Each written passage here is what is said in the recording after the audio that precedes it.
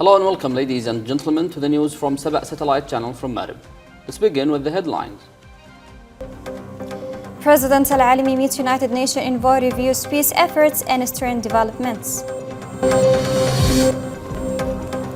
PLC member Al-Arada attends graduation ceremony at Supreme Military Academy.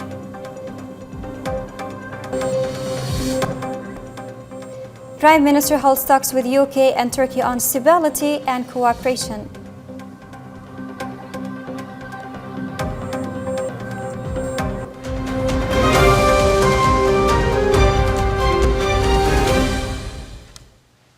Welcome back and to the details. Dr. Rashad Mohammed Al-Alimi, President of the Presidential Leadership Council, met today with the UN Special Envoy to Yemen, Hans Grunberg, to discuss the latest developments and efforts to revive the peace process and internationally agreed references. President Al-Alimi was briefed on the envoy's recent contacts and coordinated international efforts to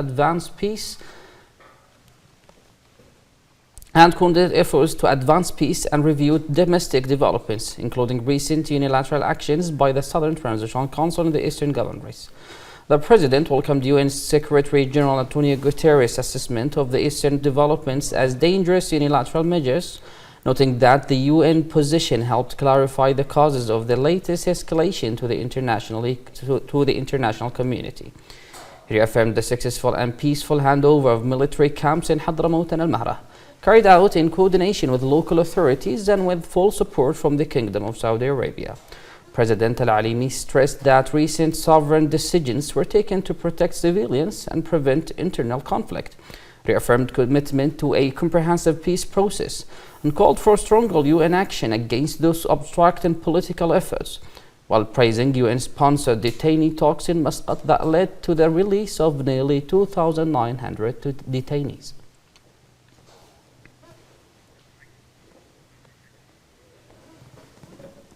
Member of the Presidential Leadership Council Sultan Al-Arada attended today the graduation ceremony of the 7th National Defense Course at the National Defense College and the 17th Command and Staff Course at the Supreme Military Academy. Speaking at the ceremony, Chief of the General Staff and Commander of Joint Operations Saghir bin Aziz conveyed the greetings of President Rashad Al-Alimi and stressed that building qualified leadership is the cornerstone of modern national army capable of marking sound decisions and managing battles efficiently. Bin Aziz emphasized that restoring the state and defeating the Houthi militias requires a single national army, unified command, and one combat doctrine under constitutional legitimacy, warning that any armed formations outside this framework weaken the national battle. The ceremony included the awarding of fellowships and master's degrees in military sciences to graduates, as well as honor for academic excellence in accordance with presidential directives.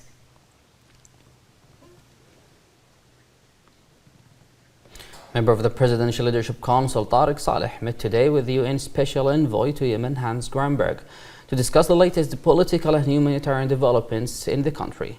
The meeting reviewed recent developments in Yemen, ongoing UN efforts, and continued Houthi violations against civilians. The two sides also discussed the UN-brokered prisoner exchange agreement reached last month in Muscat and efforts underway to implement the agreement. Tariq Saleh reaffirmed the Presidential Leadership Council's commitment to the Yemeni people's battle to restore the state and the suffering of citizens, and ensure security and stability for Yemen and the region.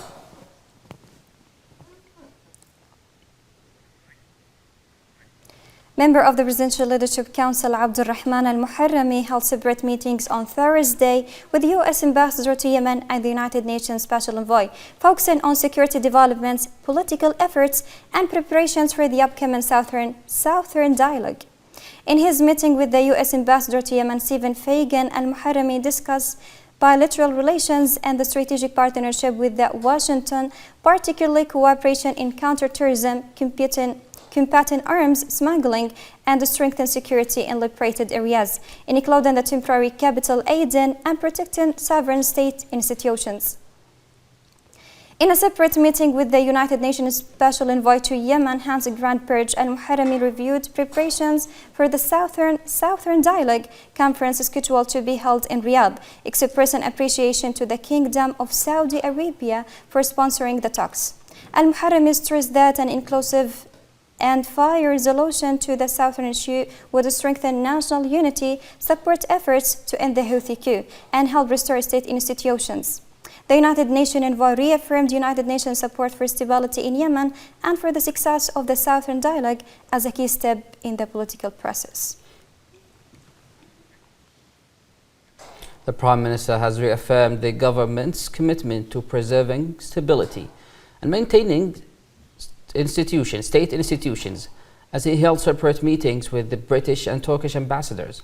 The discussions focused on supporting essential services, strengthening security and enhancing international cooperation. Speaking during a meeting with the UK Ambassador Abda Sharif, the Prime Minister said the government is working to maintain state institutions, provide essential services and protect public and private property, and preserve stability in coordination with local authorities and with support from regional and international partners. He praised Saudi Arabia's pivotal role in supporting Yemen's unity and stability. The British ambassador reaffirmed the UK's support for the Yemeni government and the Presidential Leadership Council. In a separate meeting, the Prime Minister bin Break met with Turkish Ambassador Amrullah Ishla to discuss bilateral cooperation and recent developments, particularly in the Eastern Governorates.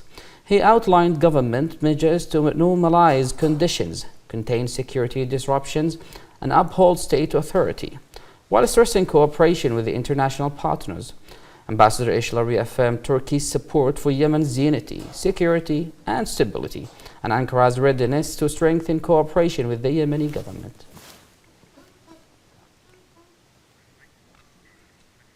Minister of Interior Ibrahim Haidan met today with the U.S. Ambassador to Yemen, Stephen Fagan, to discuss support for the ministry across various sectors, enhance counterterrorism cooperation, and strengthen security and stability in liberated governorates.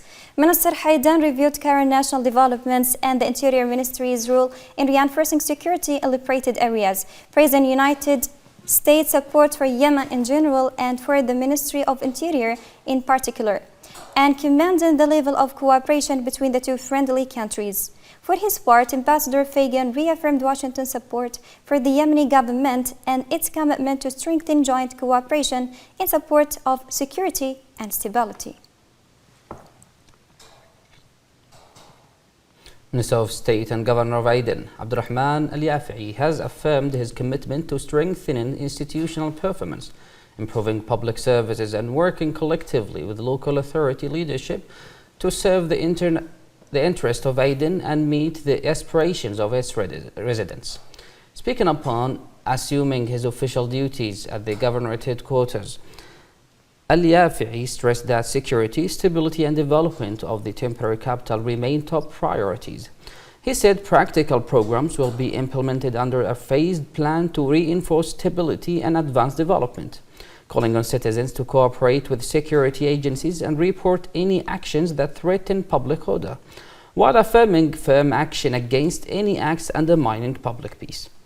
In a separate meeting, Governor Al-Yafi'i met with the Deputy Head of the UN Office for the Coordination of Humanitarian Affairs in Yemen, Saeed Hersi, to review humanitarian activities and ways to strengthen response efforts in Aden.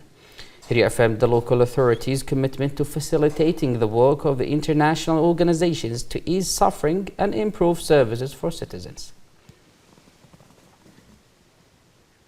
The spokesman for the Saudi-led coalition to support legitimacy in Yemen, Brigadier General Turki Al-Maliki, said intelligence information confirms that Aidarus al-Zubaydi and others fled Aden by sea after midnight on January 7. In a statement carried by the Saudi press agency, Al-Maliki said the group departed Aden port aboard a vessel headed toward Somaliland after switching off its identification system before arriving at Berbera port. According to the statement, Al-Zubaydi then boarded an Loish 76 aircraft, which later landed briefly in Mogadishu before departing toward the Arabian Gulf. switching off its trafficking system over the Gulf of Oman and landing at Arifa military airport in Abu Dhabi.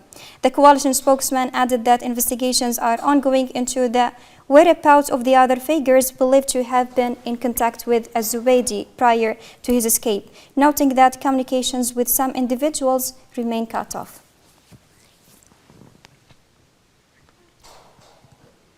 In a related context, the Federal Republic of Somalia has launched an immediate investigation into reports of unauthorized use of its airspace and airports to facilitate the movement of a wanted political figure, Aidarus Az-Zubaydi. In a statement, Somalia's Immigration and Citizenship Authority said the probe aims to determine whether any violations of Somali law, immigration regulations, or established protocols occurred, stressing that any such acts, if confirmed, would constitute a serious breach of national sovereignty. The statement reaffirmed Somalia's categorical rejection of facilitating the escape of wanted individuals or conducting unilateral actions without legal authorization. It also expressed support for the Kingdom of Saudi Arabia's call for dialogue in Riyadh as the appropriate political path to address the situation in Yemen, warning that attempts to bypass this process undermine ongoing diplomatic efforts.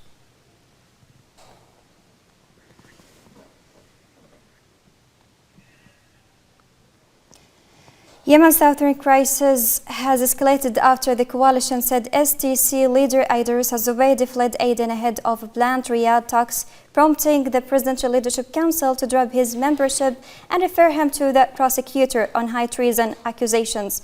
The following report traces Az-Zubaydi's rise, his reliance on parallel armed forces, and how his political path has repeatedly collided with the authority of the state, reaching a breaking point in the latest escalation in Hadramaut and Al-Mahra.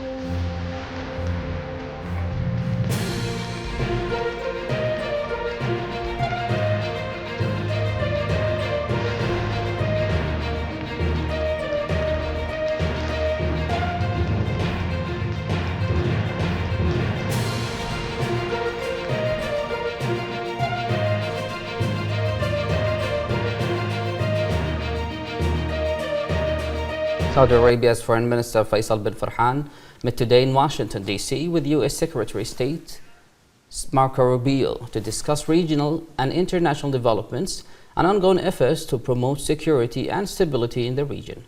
According to the Saudi press agency, the two ministers emphasized the importance of the long-standing strategic partnership between Saudi Arabia and the United States and ways to further strengthen cooperation in line with shared interests. During his visit, Mr. bin Farhan also met with the chairman of the U.S. House Foreign Affairs Committee, Brian Mast, along with members of the committee, to review regional and international issues and bilateral relations between the two countries.